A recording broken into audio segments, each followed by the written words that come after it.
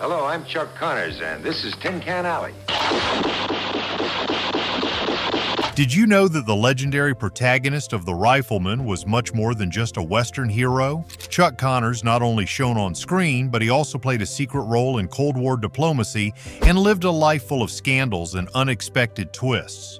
From his humble beginnings as a baseball player in Brooklyn to becoming a Soviet icon, his story is as fascinating as any movie script.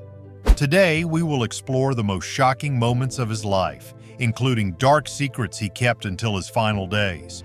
Get ready to discover how a working-class boy became a legend, but at what cost? Ready to be surprised? In 1921, Kevin Joseph Aloysius Connors, better known as Chuck Connors, was born in the heart of Brooklyn, New York. His parents, Irish immigrants, struggled through the Great Depression while raising their son in a working-class neighborhood. Surprising, right? A boy who played baseball in the streets of Bay Ridge would end up being known as the Rifleman. But what many don't know is that Chuck learned the value of sacrifice from a young age. His father worked as a stevedore and his mother took on odd jobs to support the family. These tough times shaped his character and determination. At the age of 14, his athletic talent caught the attention of scouts, who offered him a scholarship to Adelphia Academy.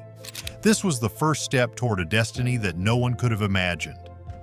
At Adelphia, Chuck excelled in 4 different sports, but it was his shout on the baseball field, "Chuckle it here," that gave him his defining nickname. Who would have thought that a casual phrase would change his identity forever? If you thought his childhood was just about games and dreams, wait until you discover how World War II completely transformed his path.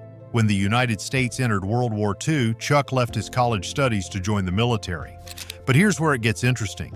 Due to his height and athletic skills, he was selected as a tank warfare instructor at Fort Knox. Not only did he train soldiers, but he also taught military tactics to future American football champions. Although he was serving his country, Chuck never gave up his love for sports. During his free time, he played semi-professional baseball in Brooklyn and professional basketball in the American Basketball League. After being honorably discharged in 1946, he decided to pursue his dream of becoming a professional athlete. Impact. Chuck debuted in the NBA with the Boston Celtics, but his basketball career was brief. However, this led him directly to another dream: baseball. Imagine being in his shoes, having to choose between 2 professional sports. What would you have done? Chuck finally got his big break in Major League Baseball with the Brooklyn Dodgers in 1949, but his debut was disappointing. He made a double play in his only game with the team. However, instead of giving up, he worked tirelessly in the minor leagues, playing for teams like the Montreal Royals. His persistence paid off in 1951 when he returned to the majors with the Chicago Cubs. That year, he hit 2 memorable home runs against the New York Giants, showing that he still had a lot to offer. By the end of the season, he had accumulated 48 hits and a batting average of 239 thousandths. Impressive, right? One of those home runs occurred on July 18, 1951, marking a personal milestone in his career. But what came next would surpass even his greatest sports aspirations. The real magic happened in 1952 during a minor league game with the Los Angeles Angels. Chuck hit a massive home run that flew out of the stadium, catching the attention of Billy Gordon, a casting director from MGM. That day changed his life forever. Although he initially rejected the idea of acting, a minor injury forced him to reconsider his future. He decided to visit MGM out of curiosity, and the rest is history. It's hard to imagine something like that, right? A simple home run led to one of the most unexpected twists in Chuck's life. When Chuck Connors arrived at MGM in 1952, no one expected his transition from athlete to actor to be so fast. To his surprise, and probably ours too, the studio executives decided to give him a screen test right away. And what they saw, they loved. 3 days later, Chuck signed his first contract with Hollywood. Incredible, right? From an injured baseball player to an emerging star in just a few days. His big screen debut came with Pat and Mike, 1952, a romantic comedy starring 2 indisputable Hollywood legends, Spencer Tracy and Katharine Hepburn. Although his role was small, he played a police captain, it was a monumental moment for someone just starting out in the acting world. The first day of filming was unforgettable for Chuck. He arrived early, nervous but excited, and spent hours preparing. His scene didn't happen until late that night, but when the cameras rolled, he nailed it in just 2 takes. After filming, Spencer Tracy called him aside and said something that Chuck would never forget. "You've got something. Keep it up." Those words meant more to him than any paycheck or contract. It was the boost he needed to embrace his new career with confidence. This small role marked the beginning of a career that would eventually make him one of the most recognized actors on television. But as we will see, this was just the beginning. After his debut, Chuck threw himself into acting. He didn't waste any opportunity, accepting both big and small roles. Between 1952 and 1958, he appeared in over 20 films, showcasing his versatility and dedication. One of his most memorable roles during these years was in Old Yeller, 1957, from Disney, where he played Bern Sanderson. The film was a huge success and helped solidify his reputation in Hollywood. But that wasn't all. He also worked alongside industry giants in films such as Trouble Along the Way, 1953, with John Wayne, and The Big Country, 1958, with Gregory Peck and Charlton Heston. Each role allowed him to hone his craft and gain experience in front of the camera. Chuck didn't limit himself to film. During this time, he also made frequent television appearances, starring in 18 different shows. This was unusual for actors at the time, but his tireless work ethic and ability to adapt to both mediums made him stand out. In total, he accumulated over 1,400 minutes on screen between film and television, preparing for what would become the pinnacle of his career. When Chuck Connors accepted the role of Lucas McCain in The Rifleman, no one could have imagined that he was about to become one of television's most iconic characters. But his journey to this role wasn't as simple as you might think. In 1957, after his performance in Old Yeller, the producers of The Rifleman saw something special in him, the perfect combination of strength and sensitivity. However, Chuck initially rejected the offer because the pay was lower than what he earned from other acting jobs. The producers, convinced that Chuck was the key to the show's success, did something unusual. They increased his salary and offered him 5% ownership of the show. This decision changed everything. Chuck accepted the role and began preparing with obsessive dedication. He worked with Rod Redwing, an expert in weapons, to master handling the modified Winchester rifle model 1892, which became his signature. He practiced so much that his hands were covered in blisters, but he didn't stop until he perfected every move. The lever of the rifle was modified to make it larger, allowing Chuck to spin it dramatically in front of the camera. This quick and precise movement became one of the most memorable scenes of the show, appearing at the beginning of each episode. The premiere of The Rifleman on September 30th, 1958 was an instant success. Over 14 million viewers tuned in to watch the first episode, captivated by the story of Lucas McCain, a widowed father raising his son Mark, played by Johnny Crawford, in the Old West. What made The Rifleman unique was its focus on family. At a time when most shows depicted traditional families with both parents, Lucas McCain represented an uncommon figure, a single father facing the challenges of raising his son while protecting his home. Chuck Connors didn't just play Lucas McCain, he also helped shape the character behind the scenes. Starting in the second season, Chuck began attending meetings with the writers, proposing ideas that eventually became fan-favorite episodes. For example, the episode The Photographer was inspired by a personal experience Chuck had during his baseball career. Connors also rewrote lines to make sure Lucas sounded like a true rancher from that era. He included old slang and authentic details that brought the character to life. But most importantly, Chuck fought to portray McCain as an imperfect hero. In one episode, McCain accidentally kills an innocent man facing the moral consequences of carrying a rifle. Chuck insisted on this story because he believed it was crucial to explore the responsibility that comes with power. It's hard to imagine something like that, right? An actor who not only plays his character but also humanizes him and makes him more real. Chuck wanted Lucas McCain to be someone the audience could relate to. Not a perfect hero. The relationship between Lucas and Mark resonated deeply with viewers, especially single parents. Letters poured in from all over the country, many written by widowers who found comfort in the show. One of them wrote, "Your show has given me the courage to keep going."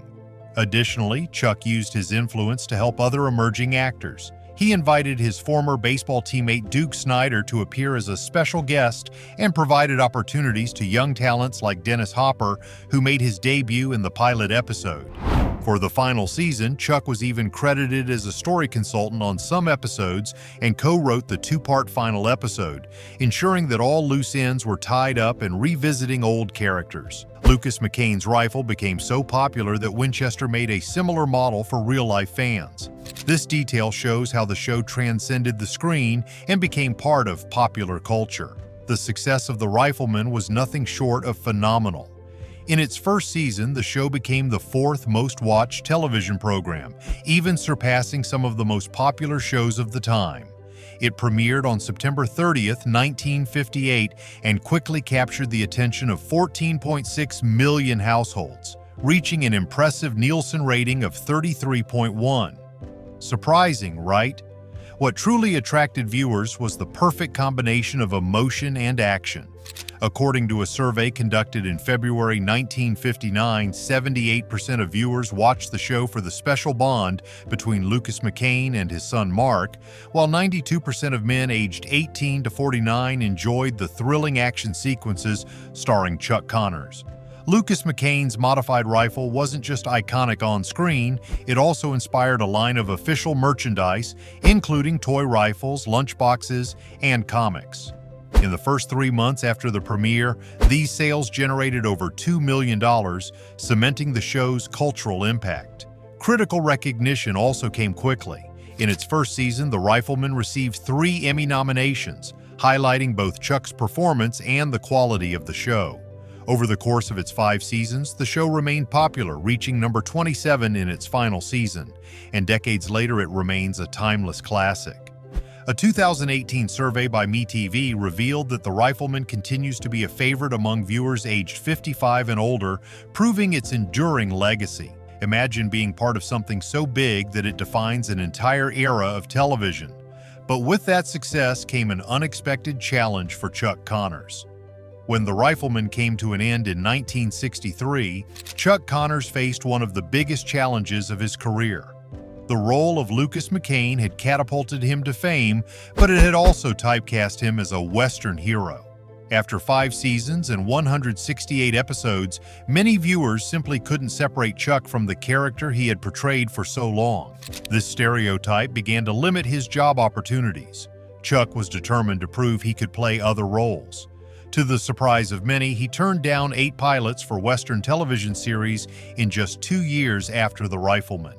Yes, he was offered more shows in the same genre, but he knew that accepting them would only trap him further in that image. Although his decision made sense from an artistic perspective, it's hard to imagine something like that, right? Chuck Connors sacrificed lucrative offers because he wanted to explore new creative horizons. But this decision also left him in a professional limbo for a while.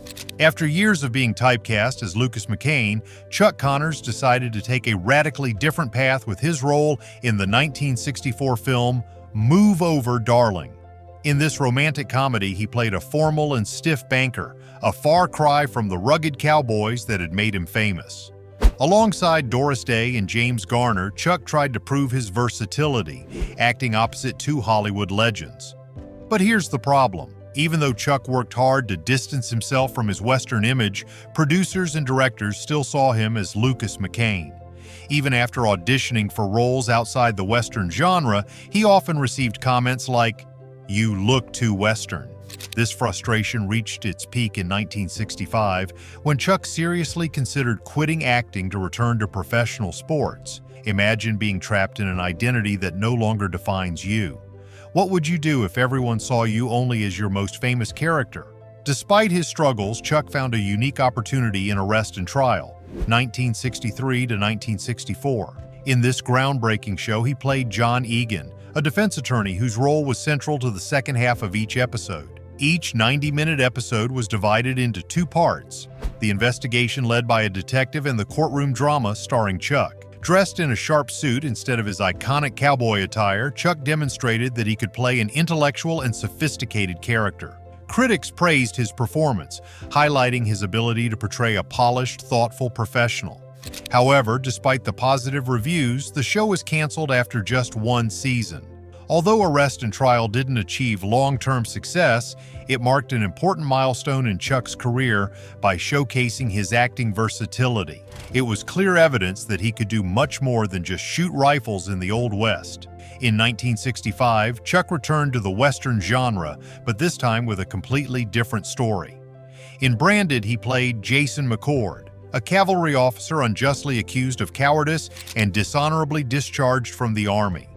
The show followed his journey to clear his name and regain his honor. What made Branded unique was its emotional and psychological approach. Jason McCord was not an invincible hero like Lucas McCain. He was a deeply wounded man struggling with social rejection and his own self-worth. Over the course of 2 seasons and 48 episodes, Chuck showed a more vulnerable and complex side of his acting talent. This role allowed Chuck to explore universal themes like honor, redemption, and resilience. While the show didn't achieve the massive success of The Rifleman, it is still remembered as one of his most memorable works. Chuck Connor's most powerful performance came in 1977 with his role in the groundbreaking miniseries Roots. He played Tom Moore, a cruel plantation owner whose brutality left an indelible mark on the history of American slavery. This role was completely different from anything he had done before. Chuck approached the character with chilling intensity, avoiding caricatures and showing the brutal realities of slavery. His performance was so impactful that it helped make Roots a cultural phenomenon. The final episode of the series was watched by approximately 100 million people, a historic record for television. This role earned Chuck an Emmy nomination, a rare recognition that underscored his ability to take on challenging and controversial characters. In the final part of his career, Chuck continued to explore unusual and diverse roles. One of his most memorable roles was in the low-budget horror film Tourist Trap, 1979, where he played Mr. Slauson, a creepy museum owner surrounded by eerie mannequins. Although the film wasn't successful initially, over time it became a cult classic. Chuck also ventured into science fiction with The Day Time Ended, 1980, where he fought against extraterrestrials in another low-budget production. On television, he appeared as a guest on popular shows like Fantasy Island, The Love Boat, and Murder, She Wrote. In the action horror series Werewolf, 1987 to 1988, he portrayed the villain Jano Skorzeny, showcasing a darker and more menacing side to his acting. Behind the scenes, Chuck Connors lived a life as intense as any film script. His personal relationships were filled with passion, challenges, and moments that left a lasting impact on both his career and legacy. Chuck's first great love was Elizabeth Jane Riddell, known as Betty, a Canadian model whom he crossed paths with in 1948 while playing baseball for the Montreal Royals. Coming from an affluent family, Betty captivated Chuck from the very beginning. They married on October 1, 1948, and together they had 4 children: Michael, Jeffrey, Stephen, and Kevin. However, fame came at a price. When The Rifleman catapulted Chuck to stardom, the long hours of work and rumors of infidelity began to erode their marriage. In 1961, Betty discovered that Chuck was having an affair with an actress on one of his film sets. This incident marked the end of their marriage, culminating in a divorce in 1962. Although Chuck tried to maintain a respectable public image, it was later revealed that Betty had threatened to expose his affairs unless he agreed to her terms during the legal proceedings. Imagine being part of a family that seems perfect from the outside, but is facing internal tensions that are hard to overcome. For Chuck's children, this period left deep scars. His son Jeffrey later commented, "My father was always seeking thrills, which affected all of us." In 1963, Chuck married Kamala Devi, an actress of Indian and British descent. Their union stood out in an era when interracial relationships were rare in Hollywood. Together, they worked on projects like Branded and Cowboy in Africa, demonstrating both professional and personal chemistry. However, creative differences soon arose. Kamala wanted Chuck to explore more sophisticated roles, while he felt that his identity as a rugged cowboy was key to his success. Additionally, Chuck's old habits, including his alleged infidelities, resurfaced and caused problems. After 9 years together, they divorced in 1972. Their last collaboration, The Proud and the Damned, seemed to reflect the tension that ultimately led to the collapse of their marriage. Despite the challenges, Kamala always recognized Chuck's talent, although she admitted that his lifestyle was difficult to manage. Chuck's third marriage was to Faith Quabius, a young actress he met on the set of Soylent Green in 1973. With a 33-year age difference, their relationship attracted attention from the start. They married on September 7, 1977, in a private ceremony in Mexico. Chuck, with his characteristic sense of humor, joked, "We've played husband and wife so many times on screen that we decided to make it real." But the marriage lasted only 3 years. In 1980, they divorced, and Faith accused Chuck of abuse, attributing his behavior to alcohol consumption. Although Chuck denied these accusations, the damage to his reputation was already done. This dark chapter of his life sharply contrasts with the image of a hero he portrayed on screen. It's hard to imagine how someone who represented morality on television was facing such serious accusations in his private life. Throughout his life, Chuck was the subject of numerous rumors about extramarital affairs. During his first marriage, stories about his romances began to circulate, some of which were never confirmed.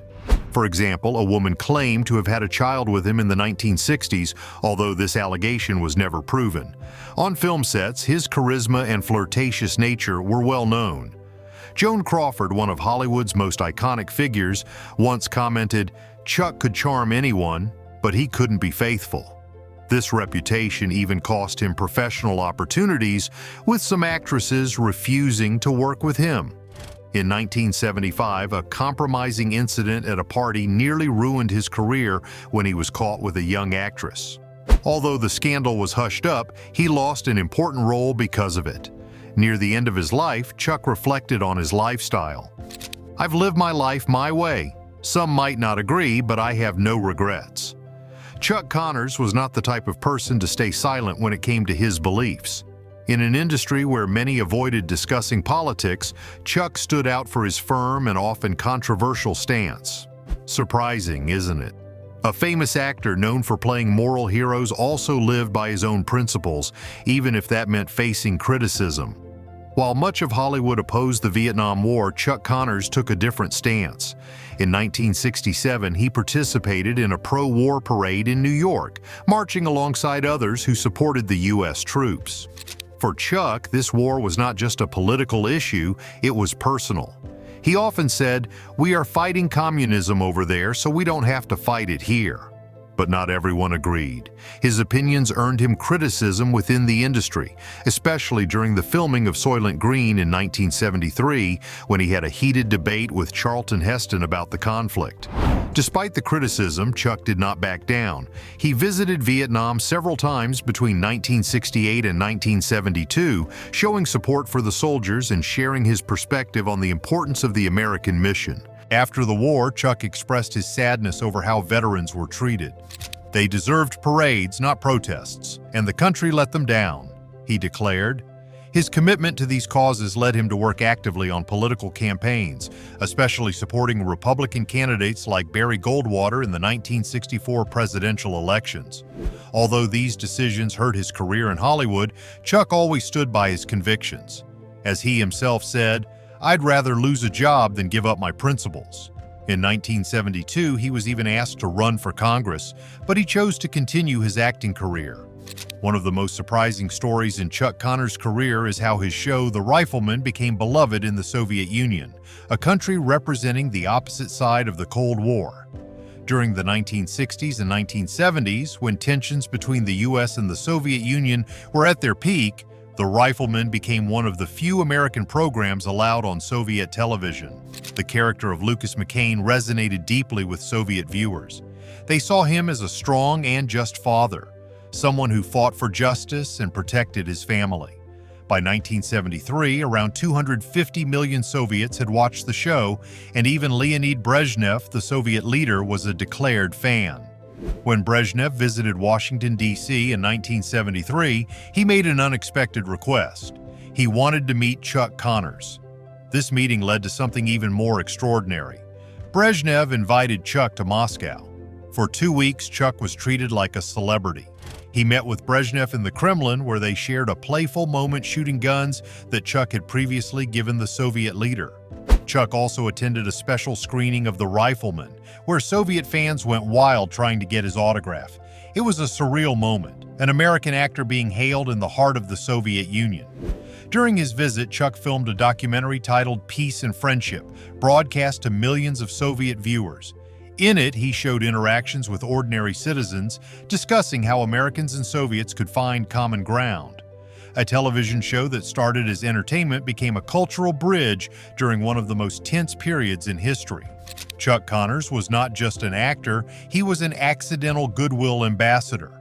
A year before his death, Chuck Connors had a special opportunity that thrilled his lifelong fans. On November 3, 1991, he appeared in The Gambler Returns, The Luck of the Draw, a TV movie starring Kenny Rogers. In a nostalgic nod to his most iconic role, Chuck played Lucas McCain, the character that made him a legend. He wore McCain's classic outfit and held the famous modified Winchester rifle. In a brief but memorable scene lasting just 90 seconds, McCain challenged the gambler, played by Rogers, to a shooting contest. Although it was a fleeting moment, it filled viewers with joy who had grown up watching The Rifleman. What made this appearance even more special was the participation of Johnny Crawford, who played his son Mark in the original show. They had a brief but emotional scene together, a reunion that touched the hearts of longtime fans. The movie received high ratings and served as a perfect farewell to Chuck's beloved role. It's hard to imagine something like this, right? An actor bringing back his most iconic character as a final gift to his fans. This moment became etched in the collective memory as a tribute to his legacy. In 1992, at the age of 71, Chuck Connors faced his greatest personal challenge. Doctors discovered that he had lung cancer, a disease likely caused by his habit of smoking up to 3 packs of cigarettes a day. For many, it was a shocking blow, as Chuck had always been seen as a strong, invincible figure. At first, he kept his diagnosis private and continued making public appearances, showing the same resilience that had characterized his characters. However, by October 1992, his health began to deteriorate rapidly. On October 28th, he was admitted to Cedars-Sinai Medical Center in Los Angeles due to additional complications, including severe pneumonia. For 13 days, he fought valiantly while doctors attempted to stabilize him. Sadly, on November 10, 1992, Chuck Connors passed away. The official cause of death was lung cancer, with pneumonia as a contributing factor. His passing left a deep void in Hollywood and in the hearts of those who admired him. Tributes poured in from all corners. Co-stars, athletes, and fans expressed their grief and recognized his lasting impact. Chuck was not just an actor, he was a symbol of strength and morality for millions. His loss marked the end of an era, but his legacy lives on. Chuck Connors left a legacy that transcends generations. His show, The Rifleman, continues to be loved by fans and is still aired on television even today. He was a pioneer in portraying single fathers on screen, a theme rarely explored at the time. Additionally, he inspired other westerns and set a standard for family storytelling on television.